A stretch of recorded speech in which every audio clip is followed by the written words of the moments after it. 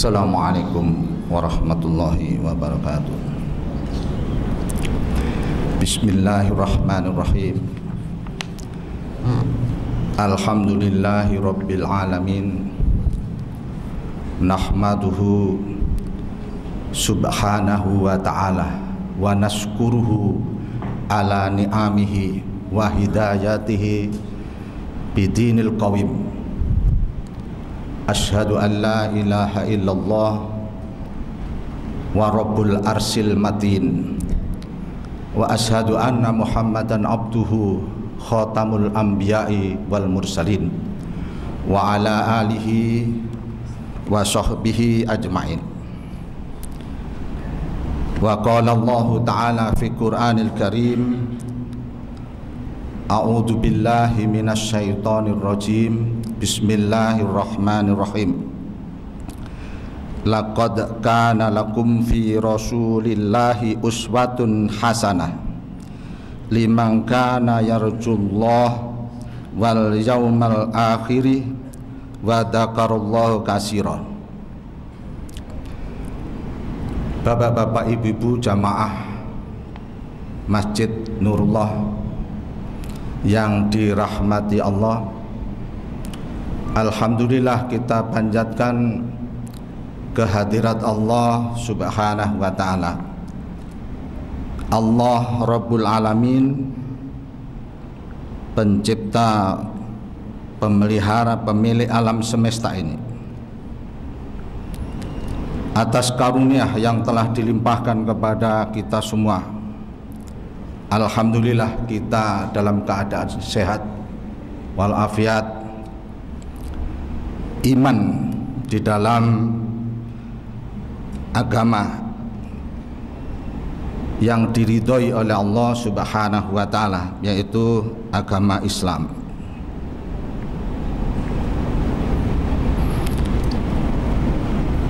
Bapak-bapak, ibu-ibu, yang saya sampaikan tadi yaitu firman Allah subhanahu wa ta'ala, insyaallah di dalam Al-Quran surah Al-Ahzab,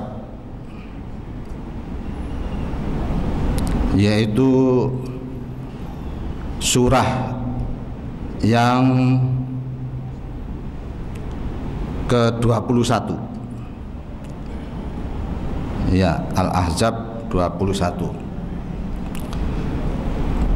yang artinya laqad kana lakum, sungguh, karena yaitu pada diri Rasulullah Shallallahu Alaihi Wasallam, uswatun hasanah, itu suri teladan yang baik bagi kamu, yaitu bagi orang yang mengharapkan atau rahmat Allah dan kedatangan hari kiamat, dan dia banyak menyebut Allah.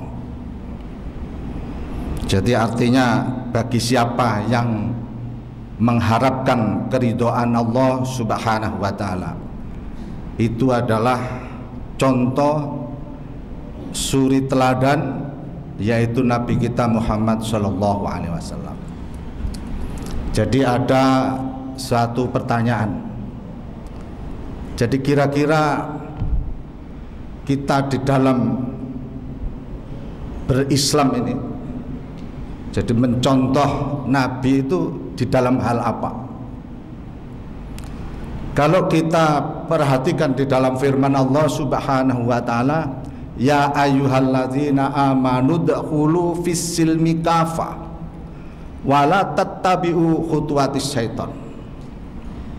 Wahai orang-orang yang beriman, hendaklah kamu masuk ke dalam Islam itu yang utuh, jadi yang secara keseluruhan di dalam segala aktivitas kita. Wala tattabi'u khutuwatis syaiton, dan jangan kamu ikuti langkah-langkah syaitan. Dan sesungguhnya setan itu adalah musuh yang nyata bagi kamu. Dan perlu kita sadari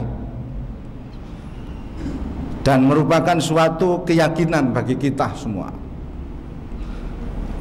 bahwa Rasulullah Sallallahu Alaihi Wasallam, jadi Nabi kita Muhammad Sallallahu Alaihi Wasallam ini adalah merupakan suatu ketauhidan kita semua. Itu tidak ada zat, ya, tidak ada zat Rabbul Alamin. Jadi tidak seperti kepercayaan, ya, tidak seperti kepercayaan orang-orang Nasrani bahwa Nabi Isa, ya, itu adalah anak Tuhan dan sebagainya. Tapi Muhammad Rasulullah Sallallahu Alaihi Wasallam ini murni sebagai manusia, sama dengan kita-kita ini. Bedanya Rasulullah Sallallahu Alaihi Wasallam mendapat wahyu dari Allah Subhanahu Wa Taala. Jadi wahyu dari Allah Subhanahu. Nah, kalau yang kita contoh apa sebenarnya? Karena Rasulullah itu adalah manusia biasa. Jadi kalau Nabi kita Muhammad Sallallahu Alaihi Wasallam karena manusia biasa, ya beliau juga apa? Ke pasar. Bahkan di dalam ajaran kita, ajaran Islam ini, ya, ar-rijalu qawwamuna 'alan nisa. Jadi seorang laki-laki itu adalah pemimpin. Dan di dalam satu kebiasaan di dalam Islam ini, kita menghormati seorang wanita itu. Jadi yang ke pasar itu laki-laki, ya. Yang kalau di kita ini kan enggak, yang banyak justru ke pasar banyak orang-orang wanita, ya. Nah, kalau kira-kira apa yang kita ini, jadi yang kita ikutin. Jadi kalau Rasulullah Shallallahu Alaihi Wasallam ini sebagai manusia biasa, jadi beliau ke pasar. Nah, yang kita ikutin, ya, yang kita ikutin ajarannya. Jadi tentunya ke pasar itu juga naik apa Nabi? Apa naik onta, ya? Apa berjalan kaki dan sebagainya. Nah, itu tidak, jadi bukan merupakan suatu ajaran. Jadi soal naik unta atau berjalan kaki atau nanti berbelanja apa dan sebagainya, itu urusan dunia sudah. Rasulullah Shallallahu Alaihi Wasallam sendiri bersabda bahwa kamu itu lebih tahu urusan duniamu. Jadi urusan dunia semakin berkembang seperti ini, kamu lebih tahu. Karena zamannya Rasulullah Shallallahu Alaihi Wasallam, ya, masjid itu tidak seperti ini. Makanya seperti Masjid Kuba itu cukup dibangun hanya waktu 2 hari, ya memang atasnya dengan pelepah kurma saja, bawahnya pasir begitu. Ya kalau kehujanan, ya, kalau kehujanan ya kehujanan itu. Kita sujud di atas pasir. Nah, soal sekarang berkembang bahwa masjid ini, ya, masjid sekarang ini seperti Masjid Nabawi, itu, ya, itu perkembangan sudah. Jadi perkembangan, ya, kalau dulu tidak ada ini sujud di karpet dan jadi sujud itu mesti. Nah, di sini, ya, di sini. Jadi kalau kita ini mengikuti yang harus diikuti, sunnahnya tidak begitu, ya, ya kita harus di bawah pelepah kurma dan kita sujudnya harus, ya, di pasir begitu. Jadi kalau hujan tidak tahu itu, ya, kalau musim hujan ini. Nah, itu. Jadi ini, ya, jadi kita harus bisa membedakan bahwa Rasulullah Shallallahu Alaihi Wasallam itu manusia biasa. manakala dia sebagai nabi, sebagai rasul, itu pasti di dalam suatu sabdanya, umpamanya sholat, usolli kama ra'aitumuni usolli. Jadi sholatlah kamu sebagaimana kamu melihat aku sholat. Nah, ini mulai takbiratul ihram, mulai sujud, mulai ruku dan sebagainya harus persis. Tapi pakaiannya karena tidak menyebut, ya, tidak menyebut usolli kama ra'aitu. Jadi kamu sholatlah sebagaimana kamu melihat aku sholat, dan berpakaian, ya itu terserah. Jadi ada yang pakai sarung, ya, ada yang pakai celana, itu. Ya kalau kaos yang mengganggu, ya, yang mengganggu kekhusyukan, ya janganlah. Kalau di belakangnya ada ditulisi apa, cap Lombok gitu, ya itu. Jadi tentang berpakaian itu. Yang penting di dalam berpakaian ini disyaratkan di dalam fikih itu ada syarat sahnya sholat itu apa? Menutup auratnya. Jadi harus tertutup auratnya. Jadi kalau kondisinya ini, kalau dulu atau ya seperti di pedalaman, ya cukup. Kalau orang laki-laki ya cukup itu auratnya seorang laki-laki. Tapi kalau di kota di sini ya janganlah. Jadi berpakaian yang ya kalau pakai baju yang wajar-wajar saja. Ini seperti kita mencermati hadis Rasulullah Shallallahu Alaihi Wasallam tentang masalah mimbar, Jadi ini perlu saya sampaikan, memang banyak persepsi, perbedaan. Contoh mimbar. Jadi kalau kita teliti hadis Rasulullah Shallallahu Alaihi Wasallam bahwa Rasulullah Shallallahu Alaihi Wasallam tidak menyuruh atau tidak pesan mimbar. Jadi nanti kalau membuat mimbar itu terapnya 3, ya. Nah itu yang sekarang ini, ya itu juga banyak perbedaan itu. Wah mimbarnya harus begini itu. Wah kalau begini ini kelompok begini, ini kelompok begitu. Itu ya terjadi. Kalau kelompok ini harus begini. Nah, Rasulullah Shallallahu Alaihi Wasallam pada saat di Madinah itu dibuatkan. Jadi saya lupa namanya, dibuatkan oleh orang Ansor, kaum Ansor, dibuatkan mimbar. Dan kebetulan mimbar pada saat itu ya trapnya itu 3, ya bentuknya seperti itu. Tapi itu bukan itu, ya bukan pesanan Rasulullah nanti membuat mimbar seperti begini itu tidak. Makanya perbedaan faham ini, mimbarnya harus sebenarnya zamannya Nabi begitu. Jadi trapnya 3 atau trapnya 12, trapnya 7 itu urusan dunia sudah bukan urusan itu, ya. Tentang mimbar, tentang khutbah ini banyak, ya masih ada suatu perselisihan. Dan juga tentang berpakaian. Jadi ini juga kita buka, karena kan jamaah kita ini macam-macam dari seluruh penjuru, ya, di tanah air ini. Tentunya sudah menyerap beberapa ilmu-ilmu. Jadi berkumpul di dalam satu tempat, yaitu di Masjid Nurullah. Jadi berbeda macam latar belakang. Kita sampaikan, jadi mungkin ini baru pertama kali, ya, saya sampaikan tentang isbal. Isbal itu, ya, pakaian di bawah mata kaki. Jadi ini umpamanya contohnya mata kaki itu ini. Jadi karena pembahasan masalah isbal ini masih belum terlalu detail gitu.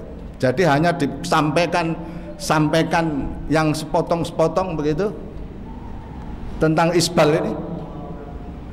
Jadi isbal ini ya ini umpamanya mata kaki.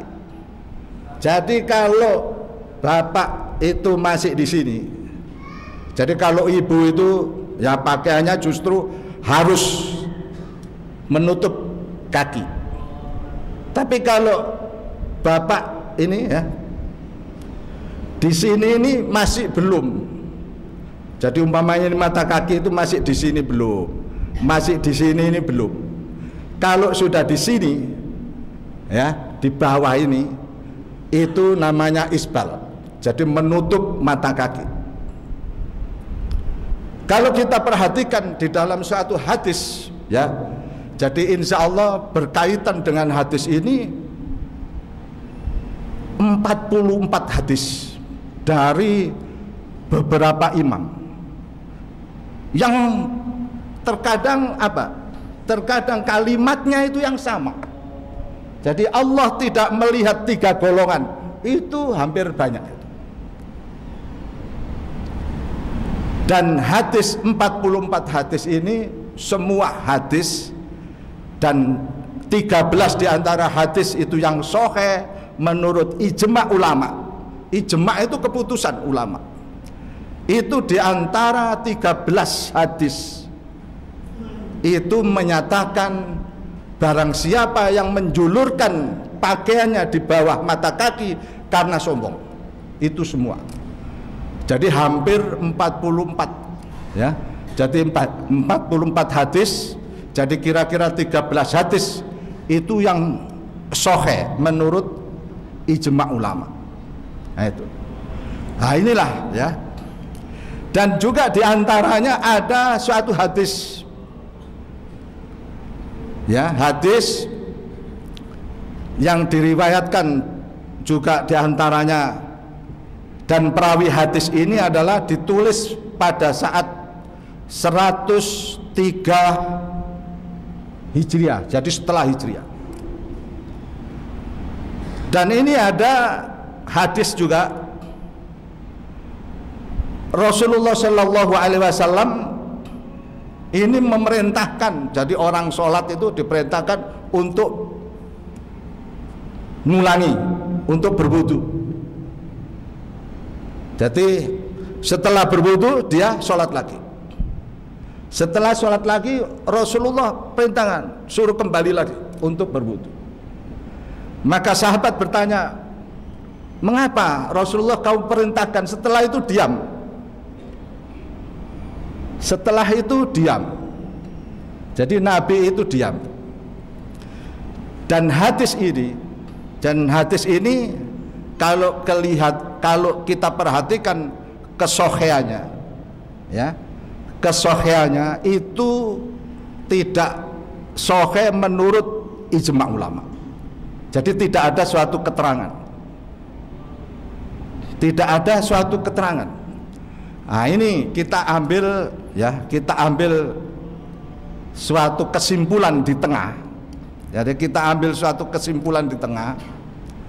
Jadi kalau hadis yang sahih, ya hadis yang sahih itu banyak sekali dan ijma ulama, dan termasuk dari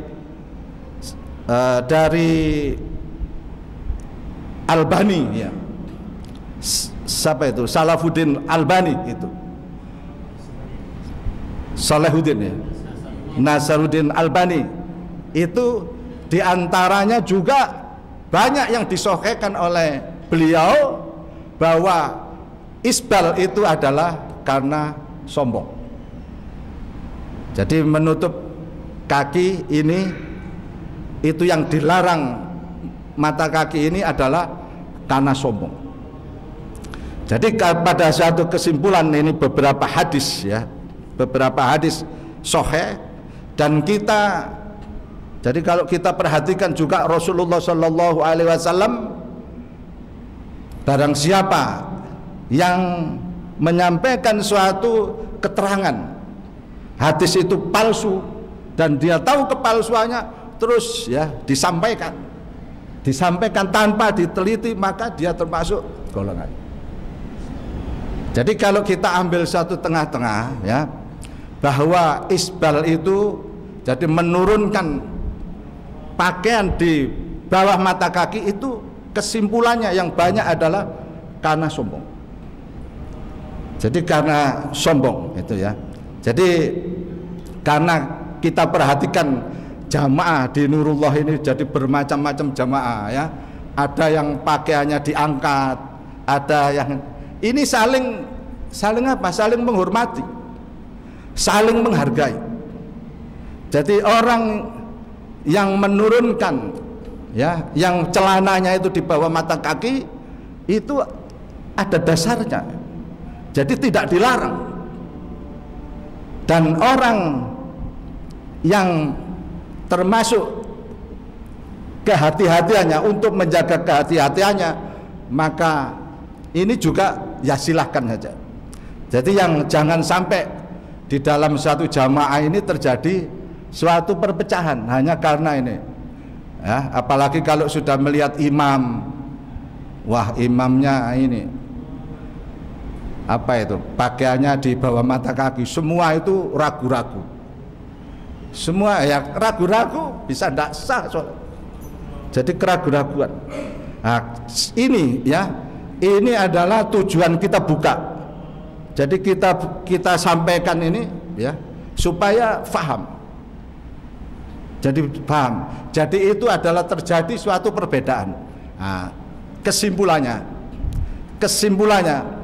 dari 4 mazhab, dari mazhab ulama, seluruh ulama, dan seluruh ulama ini mengeluarkan fikih di dalam tuntunan apapun, termasuk sholat, termasuk zakat, termasuk puasa, semuanya.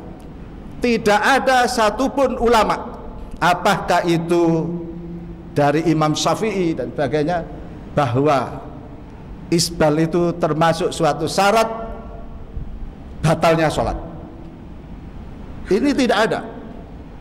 Jadi tidak ada satu keterangan, suatu faham dari ulama fikih, dari seluruh ulama ini tidak ada yang berpendapat bahwa termasuk syarat sahnya sholat.